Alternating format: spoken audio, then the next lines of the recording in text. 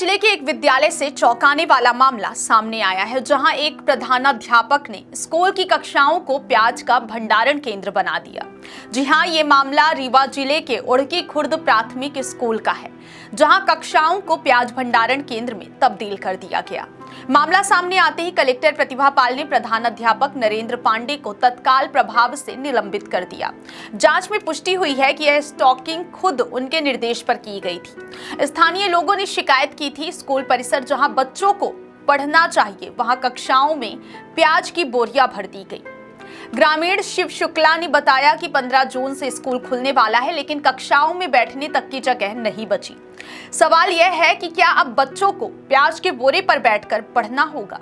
इस मामले में कई सरकारी नियमों का उल्लंघन भी पाया गया। शिक्षा का अधिकार अधिनियम 2009 के तहत बच्चों के लिए सुरक्षित और स्वच्छ वातावरण अनिवार्य है।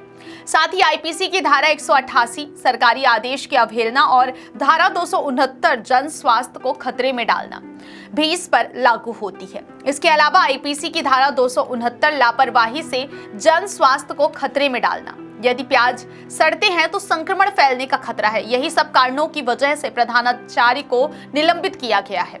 आपको बता दें कि इस मामले में जनपद शिक्षा अधिकारी और ना ही खंड शिक्षा अधिकारी की ओर से कोई संज्ञान लिया गया। कलेक्टर ने सोमवार शाम कार्रवाई करते हुए प्रधानाध्यापक को निलंबित कर विभागीय जांच के आदेश दिए हैं। उन्होंने अन्य स्कूलों को भी सख्त चेतावनी दी है कि परिसर में किसी तरह की गैर शैक्षणिक गतिविधि ना हो और बच्चों की पढ़ाई में कोई बाधा ना आए।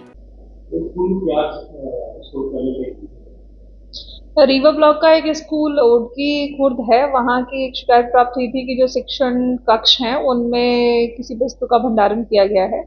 इसकी एक प्राथमिक जांच कराई गई और ये शिकायत प्रथम दृष्टया सही पाई गई है। इसीलिए जो विद्यालय के हेडमास्टर हैं, जिनकी जवाबदारी थी कि विद्यालय के कक्षों का उपयोग पठन पाठन के लिए हो, ऐसा नहीं पाया गया। इसीलिए जो वहाँ के हेडमास्टर हैं नरेंद्र पांडे, उनको निलंबित किया जा रहा है। साथ ही अन्य जो स्कूल हैं उनके भी जो हेडमास्टर हैं, ये प्रिंसिपल की जवाबदारी है कि उनका कैंपस शैक्षणिक गतिविधियों के लिए खुला रहे, ना कि अन्य किसी प्रकार के प्रयोजन के लिए। तो उनको सभी को निर्देश भी जारी किए जा रहे हैं।